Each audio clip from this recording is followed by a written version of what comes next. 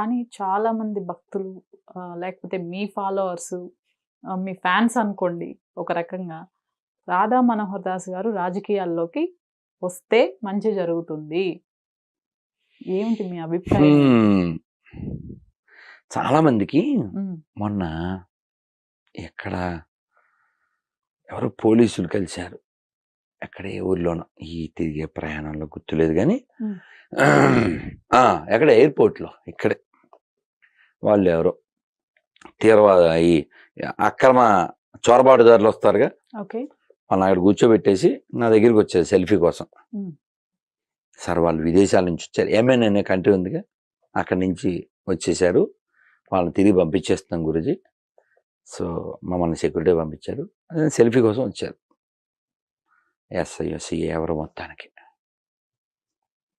వాళ్ళు మాట్లాడుతూ మీ ఇంటర్వ్యూలు మీవన్నీ చూస్తుంటాను, ఒక్కో మాట AK-47లో ఉంటుంది గురుజీ, అది ఇది అని వాళ్ళ సంతోషం చెప్తూ ఉన్నారు. ఇప్పుడు ఇలాంటి భావజాలం అంటే చాలామందికి చాలా చెప్పాలని ఉన్నా చెప్పడానికి చాలా భయం చేత, మొహమాటం చేత, లేదంటే ఏమన్నా అయిపోతుందేమో, నా మీద కేసులు అవి పెట్టారు మన గవర్నమెంట్, ఇక్కడ అక్కడ కూడా, తెలంగాణలో ఉంది, ఆంధ్రలో కూడా ఉంది. మీకు తెలుసు, లాస్ట్ ఇంటర్వ్యూలో మీరే చెప్పారు కదా. చెప్దాం అనుకున్నా ఇందాక అంజిబాబు గారికి, మీ ఇంటర్వ్యూ ఎఫెక్ట్ నాకు ఒక కాల్ వచ్చింది. శంకర కళ్యాణ్ తెలుసు కదా, లాయర్, అంతకుముందు వారు చాలా తెలుసు కదా, ఇప్పుడు కొంచెం పక్క ఉన్నారు, వారు మాట్లాడట్లేదు కానీ చాలా గట్టిగా మాట్లాడతారు, చాలా స్ట్రాంగ్గా. ఆయన ఫోన్ చేశారు, గురుజీ ఇంటర్వ్యూ చూశాను, ఇలాగా టీటీడీ వాళ్ళు వెబ్సైట్లో ఇది వాళ్ళు ఎవరు అసలు మిమ్మల్ని రానివ్వకుండా చేయడానికి అది ఇది మిమ్మల్ని కనుక్కుని దాని మీద డిసిషన్ తీసుకుందామని చేశాను, చూడన్నా మంచిది, శంకర తీసే టీటీడీ వంకర, మనకున్నాడు శంకర చెప్పాను. సో అంటే దాని యొక్క స్పందన వచ్చింది. సరే, మీరు ఇప్పుడు అడిగిన ప్రశ్నకి మంచి చెయ్యాలి అని మనకుంటే సరిపోదు, మంచి చెయ్యాలనుకునే వాళ్ళని ముందుకి మొన్న గంగాధర శాస్త్రి గారు మాట్లాడుతూ చెప్పారు, ధర్మం దేశము రక్షించాలి, రక్షించబడాలి అని ఎవరైనా ప్రయత్నం చేస్తే వాళ్ళని రక్షించుకోవాల్సిన బాధ్యత కూడా మనకు ఉందిగా. ఎప్పుడో ఒక వీడియో చూశాను, మన అసదుద్దీన్ ఓవైసీ ఆయన చెప్తున్నాడు, హమేషా మోడీ నై రహేగా, హమేషా యోగి నై రహేగా. సరే, వాళ్ళు లేకపోతే ఏమిటి, ఆ లెగసీ కంటిన్యూ ఎలా చేయాలి అంటే, వాళ్ళు ఏదో మనకి కట్టుబానిసలో వాళ్ళు పని చేసేస్తారు, మన పని మనం చేసేసుకుంటామా? కాదు కదా. అల్లు సీతారామరాజుకి ఏం పని, పెళ్లి చేసుకోకుండా జీవిత త్యాగం చేయడం. కాబట్టి ఎవరి స్థాయిలో వాళ్ళు ధర్మం కోసం పనిచేయాలి, దేశం కోసం పనిచేయాలి. మనం పని చెయ్యకపోతే, అసలు పని చేసి త్యాగం చేసిన వాళ్ళు లక్షల మంది ఉంటే కూడా పాకిస్తాన్ పుట్టిందిగా. ఎన్ని త్యాగాలు చేస్తే కూడా పాకిస్తాన్ పుట్టింది, లక్షల మందిని చంపేశారు. చరిత్రే, ఎప్పుడో కాదు, 70 ఏళ్ల క్రితమే. కాబట్టి మనకి తగినటువంటి ప్రోత్సాహం లేనప్పుడు మనం ఏం చేస్తాం చెప్పండి. నేను మీ ప్రశ్న ఇంతకుముందు కూడా చాలాసార్లు చాలామంది అడిగారు. వాస్తవానికి నా జీవితానికి నేను బాగా చదువుకోవాలి, నేను బాగా వినాలి, బాగా జపం చేసుకోవాలి, కీర్తన చేసుకోవాలి. నా దగ్గర బోల్డ్ పుస్తకాలు, మొన్న కూడా నైమిషారణ్యం వెళ్తే ఇంత పెద్ద పెద్ద పుస్తకాలు 2 ఇచ్చారు, ఉపనిషత్ సారాలు, ఇంకా అవి ఇవి మేమన్నీ చదువుకోవాలి. నా ఇప్పుడు శివకృష్ణ గారు చెప్తున్నారు, నేను రోజు 4 గంటలు చదువుకుంటాను. లక్కీ సార్, మాకు అదృష్టం లేదు అనుకున్నాను. బాగా చదువుకోవాలి. మరి నేను ఎందుకు మాట్లాడుతున్నా? I suppose to remain silent కదా. సాధువు అంటే మౌనంగా ఉండాలి, ఓ మౌనం ఉండాలి. ఎందుకు అంటే ఆయన వెంటనే అన్నారు, అవన్నీ వేరే యుగాల్లో అండి, ఇప్పుడు కాదు అంటే. సార్, మీ మాటకే సపోర్ట్ చేస్తున్నాను sir. The world is going havoc not because of the violence of the bad people, because the silence of the good people. దానికి మాట్లాడుతున్నాను సార్. ఆ తిరుమలలో జరిగిన అన్యాయం కావచ్చు, దేవాదాయ శాఖలో అన్యాయం కావచ్చు, మరొకటి కావచ్చు, ప్రశ్నించవలసిన సందర్భము, అవసరము, ఆవశ్యకత ఉంది. అందుకని మాట్లాడుతున్నాను. అదే మాట్లాడితే మనకి వ్యతిరేకమే. మీరు ఎప్పుడన్నా గమనించండి, ముస్లింకి వ్యతిరేకంగా మాట్లాడడం మనం చూడం. అవును. చాలా అరుదుగా ఉంటుంది. అసలు చూడండి సార్, అరుదుగా కూడా కాదు.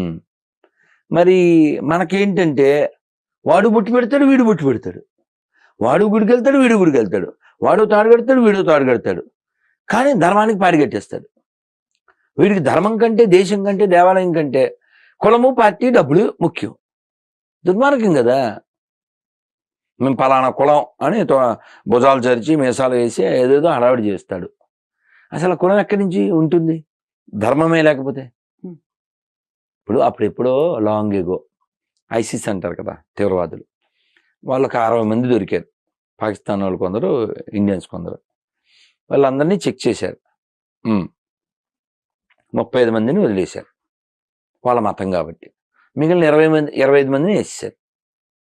వేసేటప్పుడు ఏమండి, మీరు రెడ్డి గారండి, మీరు శెట్టి గారండి, మీరు నాయుడు గారండి, ఇలా అడిగి ఏమన్నా వేసారా?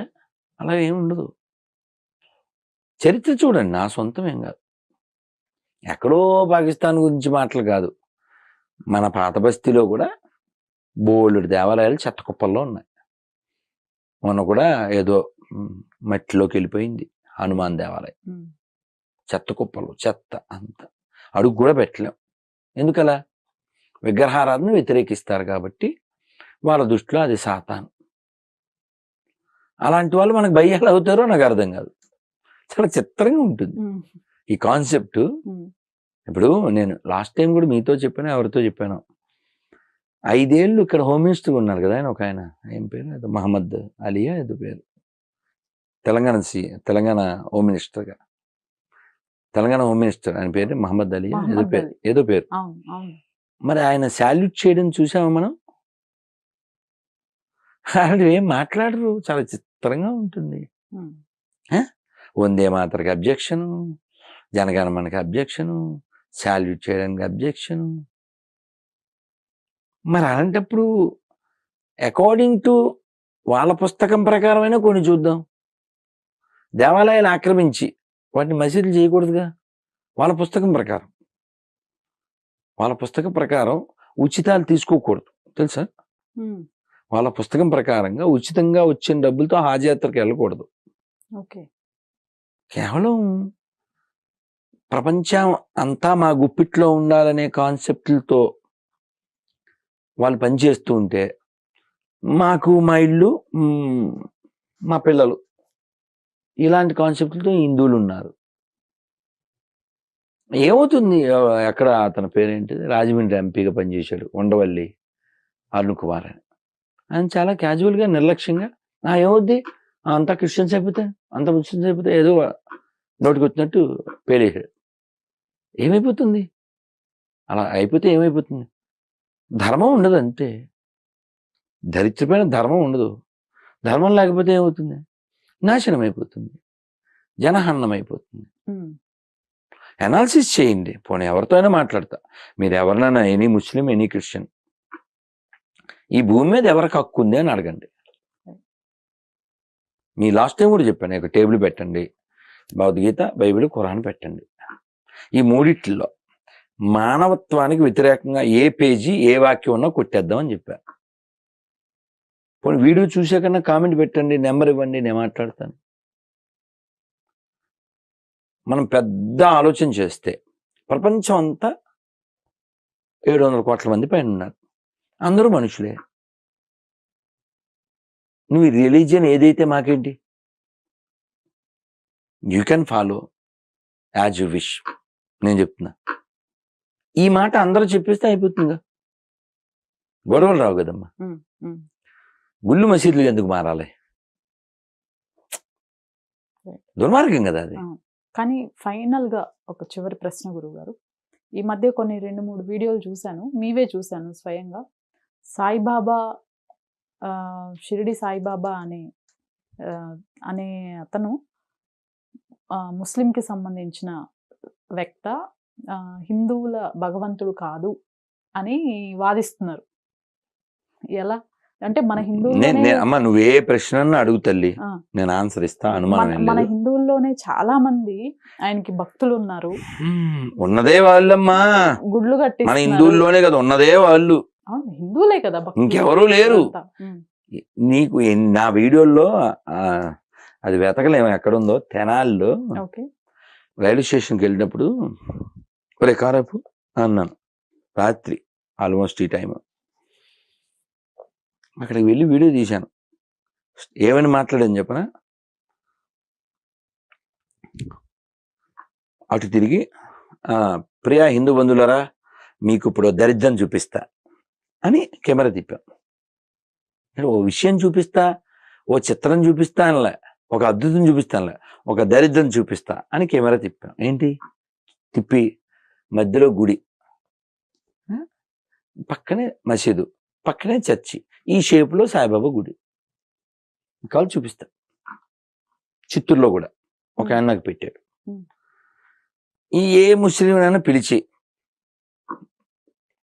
మొక్కుతావా అని అడగండి, కాల్ చేస్తా, చేయమంటే చేస్తా. ఏ ముస్లిం అయినా సాయిబాబాను మొక్కుతాడా? యాక్సెప్ట్ చేస్తాడా? లేదు. అంటే వాళ్ళకి అక్కర్లేదు, పాయింట్ 1. ఓకే, క్రిస్టియన్ ఏమన్నా యాక్సెప్ట్ చేస్తాడా? వాళ్ళకు కూడా అక్కర్లేదు ఇతను. పోనీ ఆయన నోరిప్తే ఏమనేవాడు? అల్లా మాలిక్ అనేవాడు. సబ్కా మాలిక్ ఏక హై అంటే అందరికీ ఒకడే దేవుడు.